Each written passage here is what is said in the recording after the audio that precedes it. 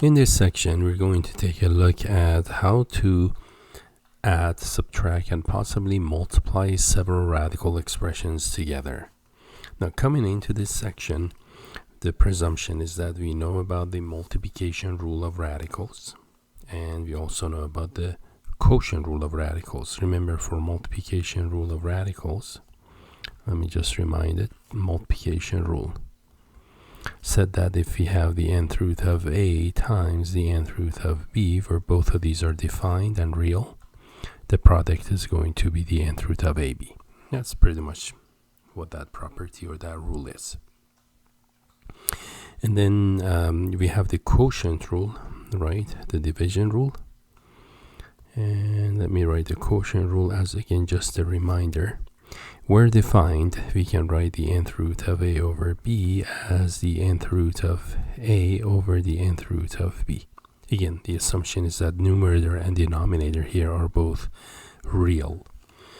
Okay, so there are no formulas in this section to tell you about, so let's just proceed with an example here.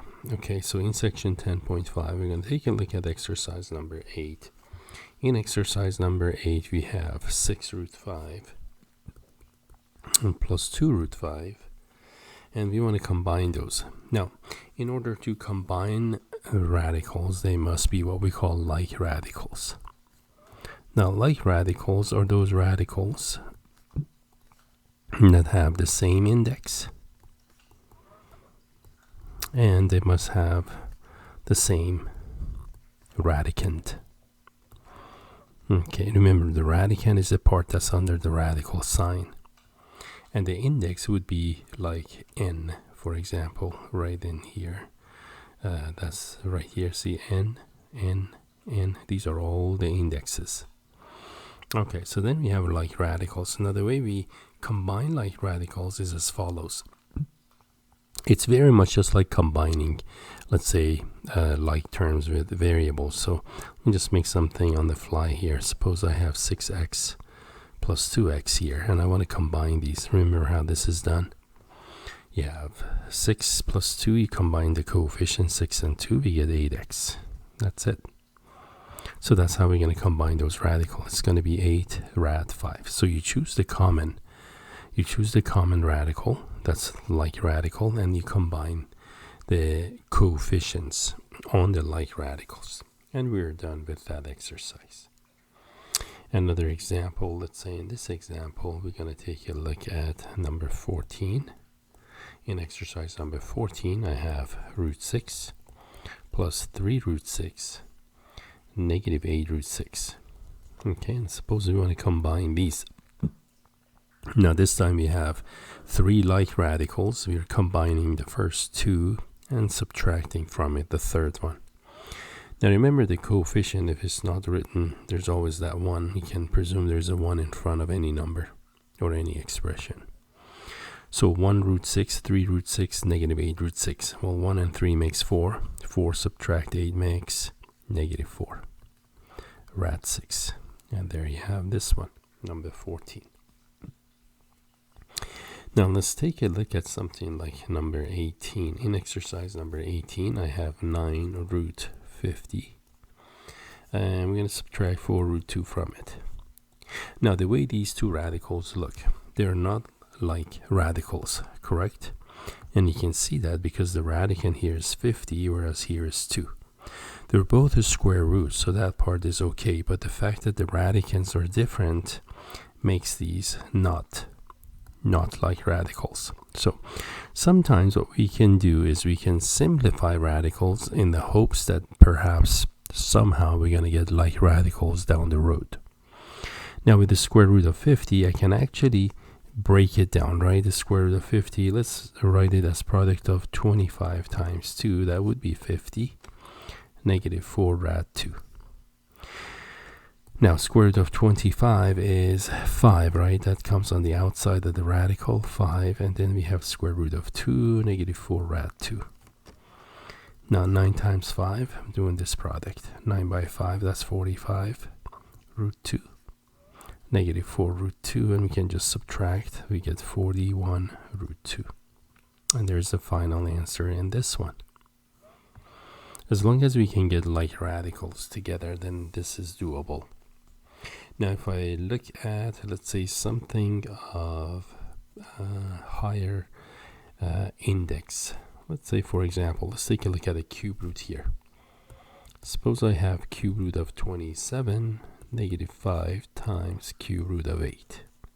Okay, now both of these numbers, in fact, 27 and 8, these are both perfect cubes.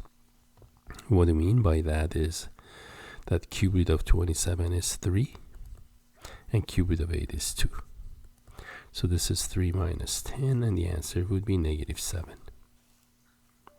Okay, and let's go try another one. Let's do a product, maybe number 32.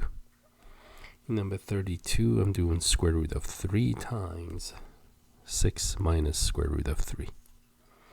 Now to do this one, we can actually use distributive property, right? Right in here, we can distribute and distribute. That's distribution property of multiplication over addition or subtraction. So root 3 multiplies by 6, and that makes it 6 root 3 minus, and then root 3 times root 3, that's just root 9, right? We're using multiplication rule. So this would be 6 rad 3 minus 3. Now there are no like terms, right, in this one, no like radicals. This expression has square root, but this one does not. So those are not like terms or like numbers. So we're done with this one. That's as far as we can take this one. Now if I have something that's slightly more complicated, let's say number 36, for instance. This one I have square root of 3 times 2 root 15 and negative 3 root 4. So again, let's distribute just like we did in number 32 directly above it. Now root 3 times 2 root 15, well, the 2 stays, and we can multiply 3 times 15, we get 45, right? Again, these two multiply because of the multiplication rule of radicals, so we can do that. And then we're going to distribute square root of 3 to the second term of the binomial. So that's going to be negative 3. And then square root of 3 times 4, that would be root 12. And square root of 4, well, that's actually 2, isn't it? Okay. That's fine. Let's keep it this way. I could have actually, I'm thinking, that's just 2, right? But we'll get that back in the next step. So I don't want to erase it. Now 45 is not perfect square. That means its square root is not. It's not a whole number. So, but we will be able to break this 45 as product of what, 2 numbers, right? And what are the 2 numbers we're looking at here?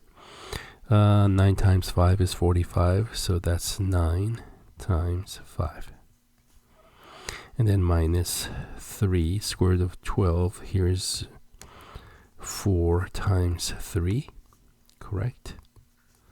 And we can now take the square root of these perfect squares. The numbers in red are perfect squares. So square root of 9, that's 3. And then 5 remains in the radicand. For the second radical expression, square root of 4, we take that, it becomes 2. And we have square root of 3. Okay. And then 2 times 3 makes 6, root 5, negative 6 root 3. Now those are not like radicals, right? So I cannot do 6 minus 6 and get 0. We're done with that at that stage. Okay. So that's how you multiply these. Now let's take a look at a different kind of multiplication. Something like number 42, for instance. In number 42, we have, let's say, 4 negative root 5. And I'm multiplying it by another binomial, 2 plus root 5. Now you may recall when we multiply binomials, we FOIL them, correct? Which is an extended distributive property. There you go. This is how we're going to distribute them, right? So the 4 distributes to 2 and root 5 in the second binomial. And then separately, square root of 5, right? This distributes on to 2 and to root 5. True? So that's what we're going to do. So let's multiply. And what I was saying earlier is FOIL method, which is an acronym for first, outer, inner, and last. And hence the acronym FOIL. Okay. By first, we're talking about the first term in both binomials. Outer terms are the outside terms. In this number 42, the outside terms are 4 and root 5. The inside terms, the inner terms, are negative root 5 and 2. And the last numbers, the last terms in each binomial happens to be root 5 and root 5. Okay, so we're going to do that. Let's multiply 4 times 2, that's 8. Plus the outside terms, outer terms, 4 root 5. The inside or inner terms are negative 2 root 5, and last term, root 25. Now the middle terms, these two are like terms, right? Because they have same radical, same index, they're both square roots, and same radicand. So I have 4 root 5 minus 2 root 5, that makes 2 root 5, and square root of 25 is 5. And this adds to 8 minus 5 is 3 plus 2 root 5. And there we have this one, number 42. This isn't too difficult, I hope. It's pretty straightforward. Now let's take a look at number 46. Notice how we've done quite a few of these in a relatively short amount of time, so it doesn't take long for you to do your homework in this section. In number 46, the binomial is 3 plus root 11. And the second binomial is 3 minus root 11. Now something special about these binomials, by the way, so let me actually write this. They're in the form a plus b times a minus b. These two binomials, a plus a minus, are called conjugates. Okay, so one is conjugate of the other. Now you may recall from your special product from previous course, you can FOIL this and see that when you do this, you're going to get a squared minus b squared. The o plus I ends up being 0. Only when they are conjugates. Okay. And this is what you remember from your factoring skill. That's difference of two squares, right? The right side is difference of two squares. The left side would be the factored form. So let me show you once how to do this using FOIL, and then I also use difference of two squares as a shortcut. You can only use formula. This a squared minus b squared when you have conjugates. Otherwise we cannot do this. We have to do FOIL. So for now it's optional. I'm going to go ahead and FOIL it. 3 times 3 is 9, plus 3 times, actually it's going to be negative, right? I'm doing this. I just did 3 by 3 and I'm doing 3 times that. But then it's negative here, right? So that's why I have negative answer. So it's going to be negative 3 root 11. And then we multiply those two. Root 11 times 3 is 3 root 11. And root 11 is root 121, which gives you 11 back. Now, if you look at these two, they are conjugates. I'm sorry, yeah, they are in a way conjugates. Opposites, those we can call them conjugates. So usually we have binomials for conjugates. So these are opposites, more appropriately said. These are opposites, and we know that the opposites add to 0, don't they? Those two add to 0. Opposites. So all I have is 9 minus, and square root of 121 is 11. So the answer is negative 2. This is doing it the longhand, the long way of doing it. If you recognize this as product of two conjugates, we can actually do a shortcut and we can just do a squared minus b squared. Okay, and that's what I'm going to do next. I'm going to do a is 3. And just say answer. A is 3. It's going to be 3 squared minus B is root 11. And you square that, you're going to get 9 minus 11 or negative 2. Pretty fast. But then again, even if you do FOIL, that's not going to be too terribly long in this case. Let's take a look at... Now, what if they're not conjugates, by the way? So for something like number 50, where they're not conjugates, you actually have to FOIL them. You have no choice. So something like this one. 2 root 5. Oops, sorry. Didn't mean to do that. 2 root 5 plus 4 root 2. Okay. Now, I'm going to go ahead and actually FOIL these. So, multiply 4 root 5 times that, 4 root 5 times that. So, first distribution. 4 times 2, 8. Root 5 is 5, right? Because this is square root of 25, it becomes 5. Plus 4 root 5 times 4 root 2. Well, 4 by 4 is 16. And root 5 times root 2 is root 10. So that was our first distribution. Now we're about to do our second distribution. Second distribution, negative 3 by 2 is negative 6. Root 2 root 5 is root 10.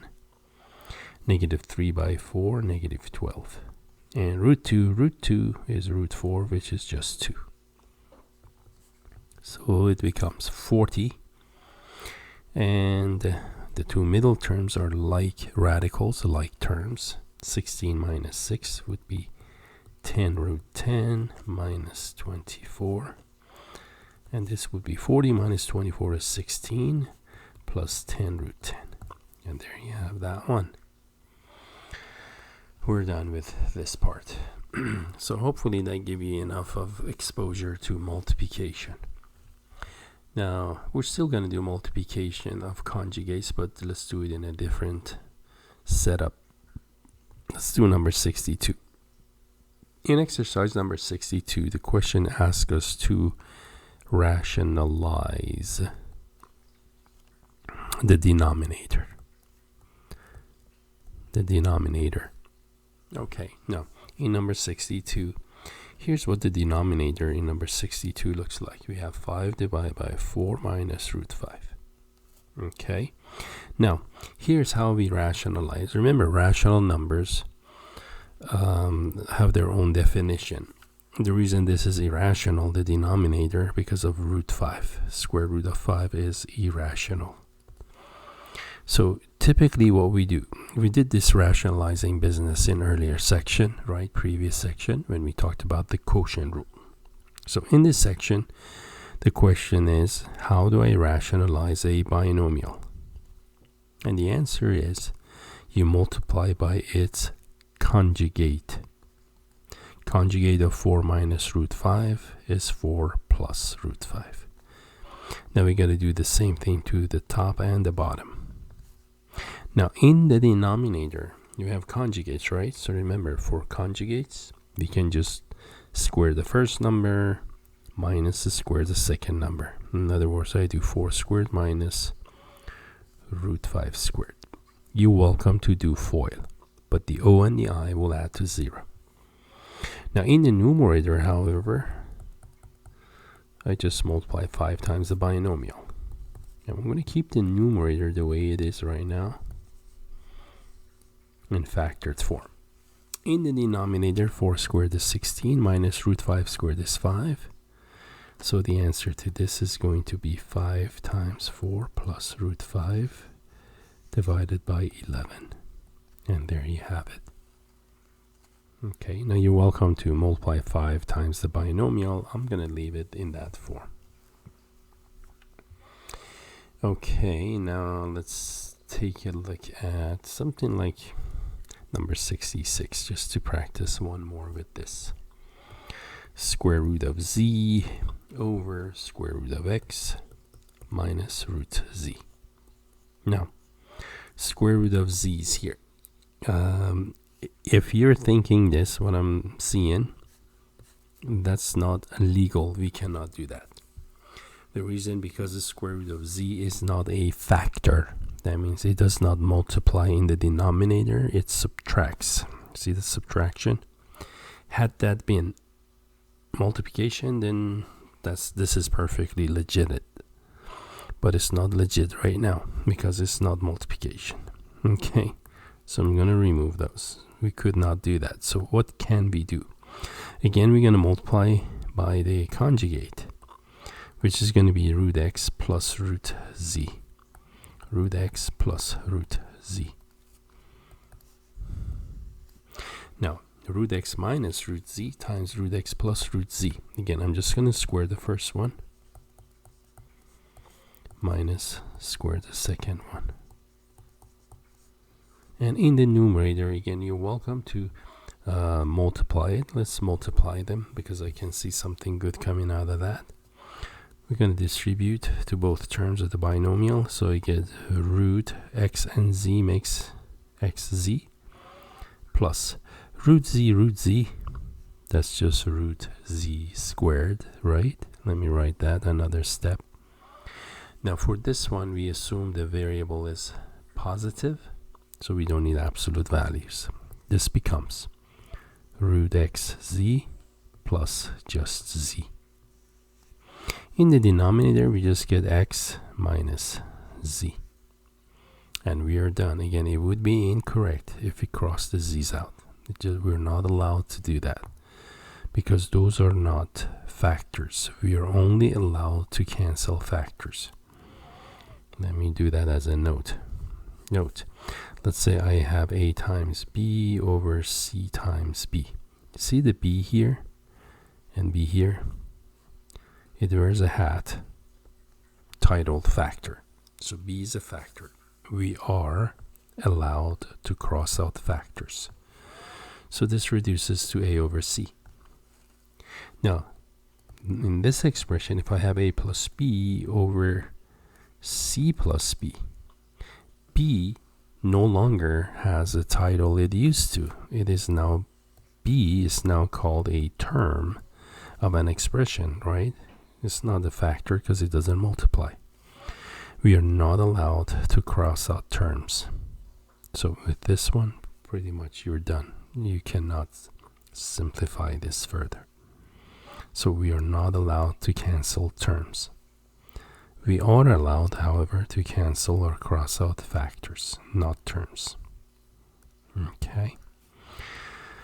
Now, let's take a look at another example, and then we'll be done with this section and this lecture. In a similar example, this time you want to rationalize the denominator. So in something like numerator, we just did the denominator. Like in number 72, we want to rationalize again. Rationalize this time the numerator. We just did denominator earlier. Now it's the top, the numerator of the fraction. And that is going to be root 15 minus 3 divided by 6. Now we're going to do the same thing except to the numerator. So that means I'm going to multiply by root 15 and conjugate is plus, right? Plus 3 in the bottom, we do the same thing. In the numerator, you get your a squared minus b squared structure. Again, you're welcome to FOIL, but the o and the I will add to 0. In the denominator, I'm going to keep it for now in factored form. I'm not going to distribute yet. Root 15 squared, that's just 15. 3 squared is 9. And I'm just copying the denominator. Now, 15 minus 6 in the numerator. That 15 minus 6 is going to be what, 5? I'm sorry, 6. So here's a 6 divided by 6 on the bottom times root 15 plus 3. Now, in the numerator, the 6, I'm going to write it as 6 times 1. That's still 6, right? The reason, because now 6 is a factor, right? I am allowed to cross out factors, as you just saw up here. Remember, a moment ago I had it. If it's multiplication top, multiplication on the bottom, you can do that. And that leaves us with our final answer. That's going to be 1 over root 15 plus 3. And there you have it. That's the answer to number 72. Okay. Now, let me do something here. Okay. I'm going to do... I was going to do something that... Let me actually do this. I'm going to call it extra. Okay. And the reason is because I want to show you something that for those who will continue on to math, you're going to see expression like this. This is exercise number 78 actually.